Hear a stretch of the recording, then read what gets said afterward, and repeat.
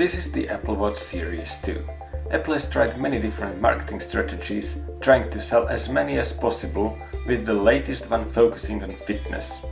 Many companies have tried to merge the smartwatch and the fitness tracker, but most of them failed spectacularly. Is Apple any different then?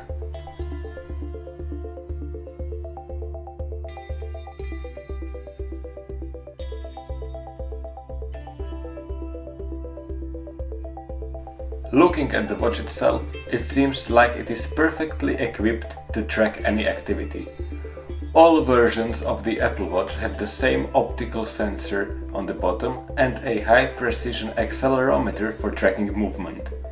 If you prefer using a chest heart rate monitor, you can connect an external one via Bluetooth.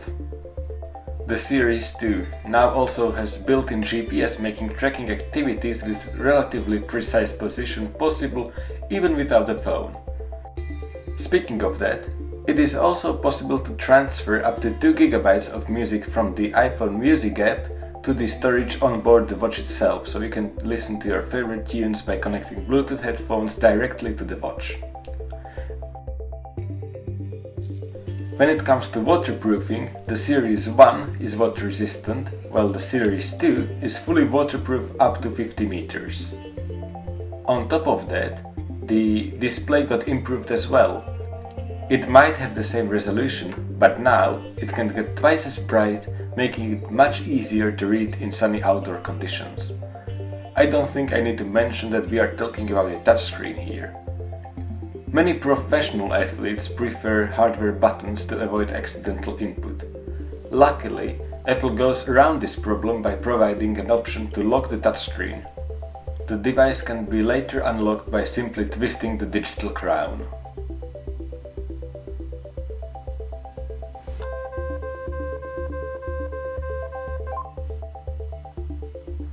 Battery life with continuous heart rate tracking and GPS on is approximately 5 to 7 hours on my 42mm Apple Watch. If I take the watch off the charger at 7 in the morning and do 1 hour of exercise without GPS, I still end up with about 60% of the battery left by midnight.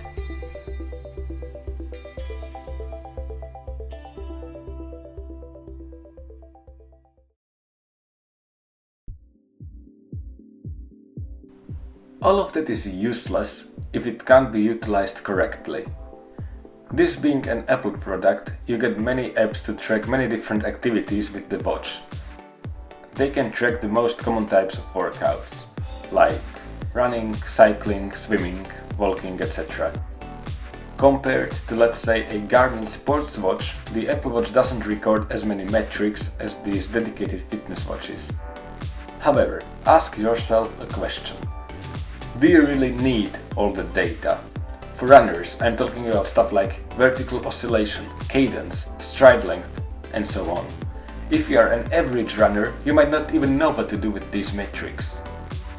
The good news is that the tracking accuracy is pretty good for most cardio activities.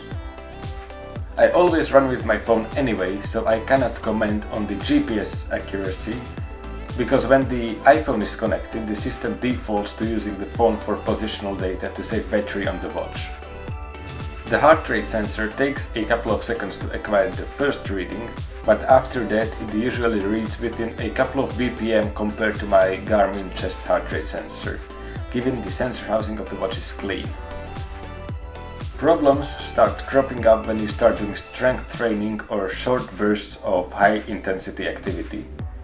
When doing sprints, the heart rate sensor lags behind a bit or loses the heart rate completely. And forget about using it for something like CrossFit and lifting weights. Extremely bumpy roads also seem to upset the HR sensor when cycling, even with the watch snug against the wrist. Comparing to an quote-unquote all-day activity tracker like a Fitbit, the Apple Watch stacks up pretty well. It counts calories, active minutes, stand hours, steps, total distance, and heart rate. Since watchOS 3, you can also add friends to compete with. This simple representation of data is much more useful and motivating than just looking at a bunch of numbers.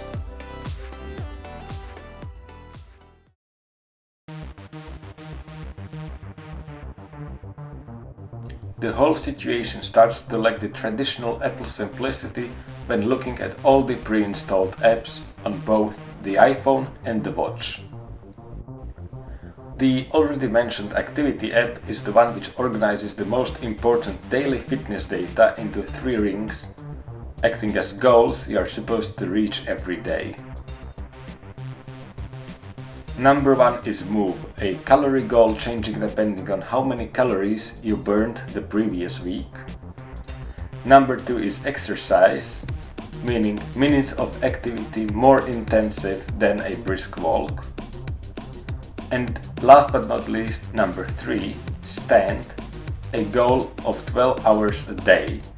1 hour is won if you walk at least 1 minute in that particular hour. The same app on the phone goes into a bit more detail, giving you the history, a list of past workouts, achievements, but the sharing tab is basically the same one as the one on the watch. Workouts is used for tracking an exercise session like a run or a bicycle ride. It is sleek and you can set it to show up to 4 pieces of information at a time. Health acts as a hub, showing more detailed breakdown of the data recorded by the Apple Watch, the phone itself, and other third-party apps. Heart Rate and Breathe are new apps introduced in WatchOS 3, and they do exactly what one would think. The first one just displays the current heart rate, and the second guides you through breathing sessions ranging from 1 to 5 minutes to supposedly calm you down. Third-party apps are supported as well, but from my personal experience, not all of them run as well as the ones built by Apple. On the plus side, you can most probably just keep on using your fitness app of choice, because most of the big names like Nike Plus Run Club, Runtastic, Runkeeper, Strava, etc. utilize the Apple Watch in some way or another. Ironically enough, none of the first-party apps gives you detailed data about your workout session, not to mention graphs for heart rate, pace and other metrics. Other companies have proven that it is possible to create charts which are easy to understand and act upon. Oh, and have I said, there is no sleep tracking.